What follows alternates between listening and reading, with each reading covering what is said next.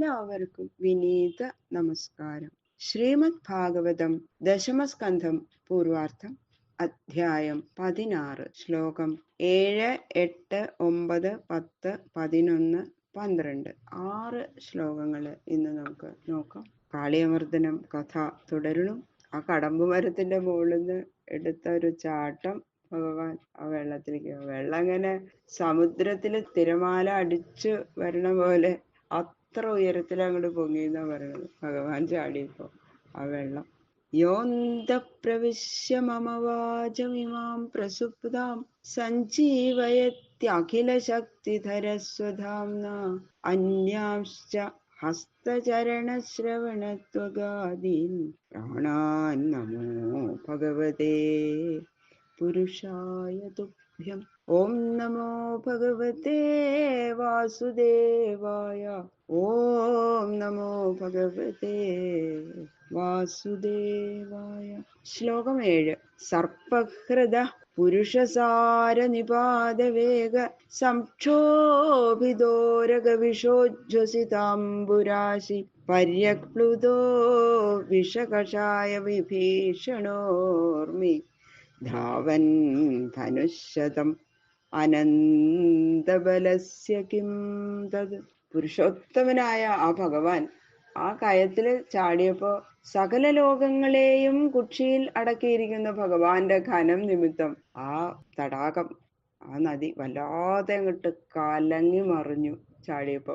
അപ്പോ അതില് കാളിയനെ കൂടാതെ വേറെ അനേകം സർപ്പങ്ങളുണ്ട്. അവരും വിഷം അങ്ങോട്ട് ചീറ്റാൻ തുടങ്ങി. അപ്പോ വെള്ളവും വിഷവും കൂടി ഇങ്ങനെ കൂട്ടിച്ചേർന്ന ജലത്തിന്റെ നിറം അങ്ങോട്ട് കറുത്തും ചുമന്നും പല കളറായി, എന്തൊക്കെയോ നിറമുള്ള ഒരു കളറായിട്ട് അങ്ങോട്ട് മാറി. അതിഭീകരമായിട്ടുള്ള ഒരു നിറം. തിരമാലകളോ അതിവേഗത്തിൽ അങ്ങോട്ട് പൊങ്ങിയിട്ട് അതിന്റെ നിറം കാണുമ്പോ തന്നെ മഹാഭയം ജനിക്കുന്ന പറഞ്ഞു. അങ്ങനെ ഒരു നിറം. കരയിൽ നിന്ന് വെള്ളം അങ്ങനെ മേൽപോട്ട് കയറി 100 വിൽപ്പാട് ദൂരം, കിലോമീറ്റർ കണക്കിന് 4 ഭാഗത്തും അങ്ങോട്ട് വ്യാപിച്ചു. ഭഗവാന്റെ ആ ചാട്ടം. ഇങ്ങനെ വെള്ളം പൊങ്ങിയതിൽ ഇത് ആശ്ചര്യം എന്തായിരിക്കണം? അത്രയും മഹാത്മ്യമുള്ള ഭഗവാനല്ലേ ഈ കുഞ്ഞുണ്ണി പറയുമ്പോ. അങ്ങനായതുകൊണ്ട് അതിലൊരു ആശ്ചര്യമൊന്നുമില്ല എന്ന് പറയുന്നു. തസ്യ ഹൃദേ വിഹരതോ ഭുജദണ്ഡഘൂർണവാർഘോഷമംഗ വരവാരണ വിക്രമസ്യ ആശ്രുത്യതൽ സ്വസദനാഭിഭവം നിരീക്ഷ്യ ചക്ഷുശ്രവാ സമരസത്തമൃഷ്യമാണ്. ശ്രീ ശുകബ്രഹ്മർഷി പറയണു, ഹേ പൂജ്യനായ രാജാവേ, ഭഗവാൻ ആ വിഷവെള്ളത്തില് മത്തഗജം കളിക്കുന്നത് പോലെ ഇങ്ങോട്ട് കളിക്കാൻ തുടങ്ങിയിരുന്നു. ഒരു മത്തു പിടിച്ച ഒരു ഗജം, ഒരു ആന എങ്ങനെ ഒരു വെള്ളത്തിൽ കിടന്ന് ഇങ്ങനെ മതയാനം മതിക്കണത് പോലെ ഭഗവാൻ ആ ഹൃദയത്തിൽ കിടന്നങ്ങോട്ട് കളിച്ചു. അപ്പൊ എന്താ, വെള്ളം ഇങ്ങനെ കൂടുതൽ കലങ്ങാൻ തുടങ്ങി. 2 കൈ കൊണ്ട് ഇങ്ങനെ അടിക്കുകയാണ് ആ വെള്ളത്തില്. നല്ല രസമായിട്ട് ഇങ്ങോട്ട് കളിക്കുക ഭഗവാൻ. ഇത് കേട്ടു കാളിയൻ സഹിക്കാൻ വയ്യാണ്ട് പാഞ്ഞിങ്ങോട്ട് വന്നു ഭഗവാന്റെ അടുത്തേക്ക്. നോക്കുമ്പോ ഒരു ചെറിയൊരു ഉണ്ണി. ഭഗവാന്റെ ആ മനോഹരമായ രൂപം വർണ്ണിക്കണു. അത്ര സുന്ദര കുട്ടനായിട്ടുള്ള ഉണ്ണിയാണ്.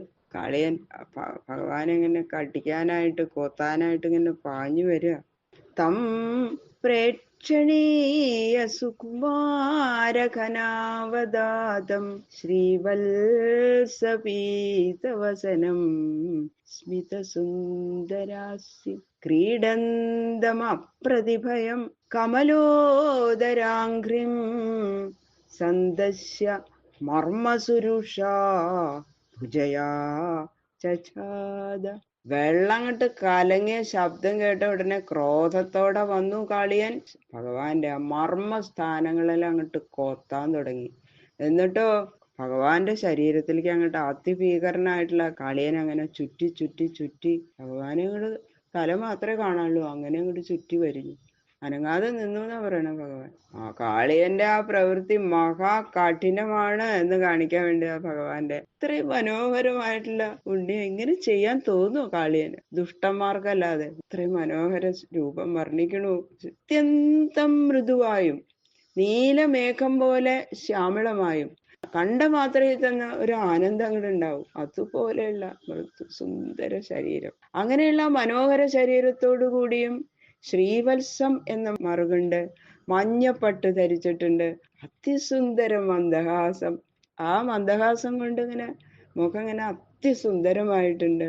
ആരും ഒരു പേടിയൊന്നുമില്ല. അതുകൊണ്ട് അതിൽ കിടന്ന് ഇങ്ങനെ ചാടി കളിച്ചിട്ടേ ആ ചെന്താമര പൂവിന്റെ അന്തർഭാഗം എന്ന പോലെ ചുവന്നിരിക്കുന്ന കാലിട്ട് ഇങ്ങനെ കൈയും കാലിട്ടൊക്കെ അടിക്കല്ലേ, അപ്പൊ ഇങ്ങനെ കാലടികളൊക്കെ ഇങ്ങനെ ചുവന്ന് അങ്ങനെ ഇരിക്കുന്നുണ്ട്. ചെന്താമര പൂ പോലെ.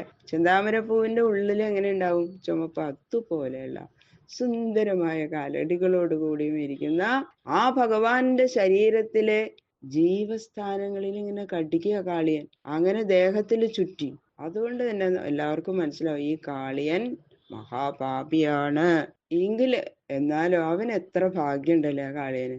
ഈ മനോഹര സ്വരൂപ സ്പർശനം ആ കാളിയന് കിട്ടിയില്ലേ, അപ്പൊ എത്ര പുണ്യം ചെയ്തിട്ടുണ്ടാവും ആ കാളിയൻ എന്നുള്ള ഒരു ആശ്ചര്യം കൂടി ഉണ്ട് ആ ശ്ലോകത്തില്. തം നാഗഭോഗ പരിവീതമദൃഷ്ടചേഷ്ടമാലോക്യ തൽപ്രിയ സഖാ പശുപാ ഭൃശാർത്താഃ കൃഷ്ണേർപ്പിതാത്മസുഹൃദർത്ഥകളത്ര കാമാ ദുഃഖാനുശോക ഭയമൂഢധിയോ നിപേതു. ഇങ്ങനെ ആ കൃഷ്ണനെ മഹാസർപ്പം കടിക്കുകയും ദേഹത്തിലേക്ക് ഇങ്ങനെ ചുറ്റുകയും ചെയ്തപ്പോ ഭഗവാൻ എന്തു ചെയ്തു? ഞാനൊരു സർപ്പത്തിന്റെ ബന്ധത്തിൽ അകപ്പെട്ടു എന്ന പോലെ ഒന്നും പ്രവർത്തിക്കാണ്ടേ ഇരുന്നു എന്നാ പറയുന്നത്. അനങ്ങാതെ നിന്നു ആ ചുറ്റിക്കോട്ടെ എന്നുള്ള മട്ടില്. ഭഗവാനല്ലാതെ മറ്റാരും നമുക്കില്ല എന്നുള്ള ആ വിശ്വാസ നിമിത്തം ഏറ്റവും പ്രിയപ്പെട്ടവരാണ് അവിടെ ആ ഗോപന്മാര് അല്ലേ. ആ ഭഗവാനോട് ഏറ്റവും സ്നേഹിച്ചിട്ടുള്ള ആ ഗോപന്മാരെ ഇതൊക്കെ അങ്ങോട്ട് കണ്ടില്ലേ. നമ്മുടെ ഭഗവാനെ ഇങ്ങനെ ആ ഒരു വിഷസർപ്പം ഇങ്ങനെ ചുറ്റണു എന്നങ്ങോട്ട് ഭഗവത് പ്രീതി മാത്രം ആഗ്രഹിച്ചുകൊണ്ടിരിക്കുന്ന ആ ഗോപന്മാർക്ക് അവർക്കത് അങ്ങോട്ട് സഹിച്ചില്ല. തന്റെ ഭാര്യയും പുത്രന്മാരെക്കാളും ഒക്കെ അവര് സ്നേഹിക്കണത് ആരെയാ? ഈ കണ്ണനെ അല്ലേ. വേറെ ഒന്നും അവരുടെ വീടോ ധനോ വേറെ ഒന്നുമല്ല. അവർക്ക് ഏറ്റവും ഇഷ്ടപ്പെട്ടത് ആരാ? അവരുടെ ഈ കണ്ണൻ. ആ ഗോപന്മാര് എല്ലാം ഭഗവാനിൽ മാത്രം സമർപ്പിച്ച ആ ഗോപന്മാര് ഇപ്പോ ഭഗവാന്റെ ഈ കഷ്ടാവസ്ഥ കണ്ടപ്പോ അതികഠിനമായിട്ടാണ് ദുഃഖം തോന്നിയെന്ന് മാത്രമല്ല അവരെല്ലാവരും അവർക്കത് ദുഃഖം അടക്കാൻ പറ്റാണ്ട് അവരെല്ലാവരും മഹാലസ്യപ്പെട്ടു വീണു. എല്ലാവരും ഈ സംസാര സർപ്പത്താൽ പീഡിതരായിരിക്കുന്നവരെ ഭഗവത് ഭക്തന്മാര് കാണുമ്പോ അവരിലെല്ലാവരും വസിക്കുന്നതും സർവ അന്തര്യാമിയായ ഭഗവാൻ ആണെന്ന് അറിഞ്ഞിരിക്കുന്നവര് അവരുടെ കഷ്ടം തങ്ങളുടെ സ്വാമിക്ക് സംഭവിച്ചതുപോലെ കരുതി അവരെ സഹായിക്കാനായി ശ്രമിക്കണത് അതൊക്കെ സാധാരണയല്ലേ. അവരെ കുറിച്ച് എല്ലാവരും വിഷമമുണ്ടാവും. അവരെങ്ങനെയും സഹായിക്കണമെന്ന് അങ്ങനെ തോന്നാം ഭഗവത് ഭക്തന്മാർക്ക് അല്ലേ. അപ്പൊ എന്താ ഈ അഹങ്കാരമാകുന്ന കാളിയൻ സർവവ്യാപിയും സർവശക്തനുമാകുന്ന ഭഗവാന്റെ നേർക്ക് ചെല്ലുകയും ഭഗവാനെ കൂടി നിസ്സാരമായിട്ട് കരുതുകയും ചെയ്യണത് ഈ അഹങ്കാരികൾക്ക് അത് അവരുടെ സ്വഭാവമാണ് അല്ലെ. അത് തന്നെയാണ് ആ സർപ്പത്തിന്റെ നാശകാലം. അഹങ്കാരം വർദ്ധിക്കുമ്പോ എന്താ ചെയ്യണേ, ആരോടാ എന്താ ചെയ്യണേന്നൊന്നും ഒരു ബോധം ഉണ്ടാവില്ല. അത് അവരുടെ നാശത്തിന് തന്നെ കാരണമാകും എന്നും കൂടി ഇവിടെ സൂചിപ്പിച്ചിരിക്കുകയാണ്. അതായത് സംസാരമാകുന്ന ഈ കാളിന്തി നദിയില് അഹങ്കാരമാകുന്ന കാളിയന്റെ വിഷവ്യാപ്തി ഇല്ലാന്ന് വെച്ചാലോ, അതെ ആ വെള്ളം എല്ലാവർക്കും ഉപയോഗിക്കാൻ പറ്റും അല്ലെ. യാതൊരു വിരോധവും ഇല്ല. അഹങ്കാര സർപ്പം ഒരു കുണ്ടില് കിടക്കുക മാത്രമേ ഉള്ളൂ.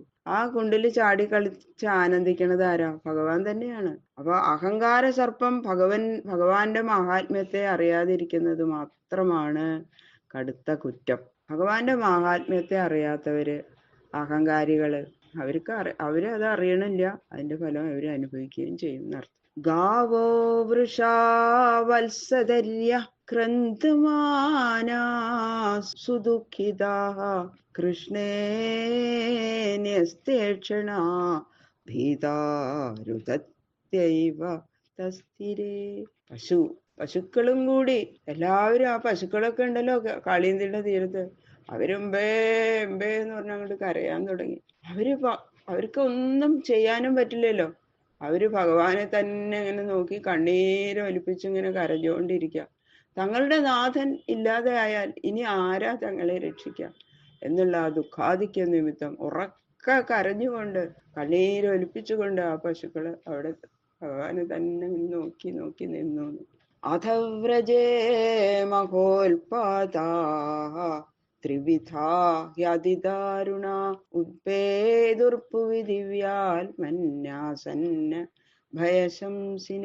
കാളിന്തിയില് ഭഗവാന്റെ ദേഹത്തില് കാളിയൻ ചുറ്റിയ ആ സമയത്ത് തന്നെ ഗോകുലത്തില് അതിഭയങ്കരങ്ങളായ ദുർലക്ഷണങ്ങൾ ഇങ്ങനെ കാണാൻ തുടങ്ങി എന്നാ പറയുന്നത്. ശാസ്ത്രപ്രകാരം നോക്കണവർക്ക് ആ വക ലക്ഷണങ്ങള് എന്തോ ഒരു ഭയം അടുത്തിട്ടുണ്ട് എന്ന് അവർക്ക് മനസ്സിലാവും. അതുകൊണ്ട് വ്രജവാസികൾക്ക് എല്ലാവരും വളരെ ഭയപ്പെട്ടു. വ്രജവാസികള് അവരെല്ലാവരും ഒരുപോലെ ദുർലക്ഷണങ്ങൾ കാണുകയാണ്.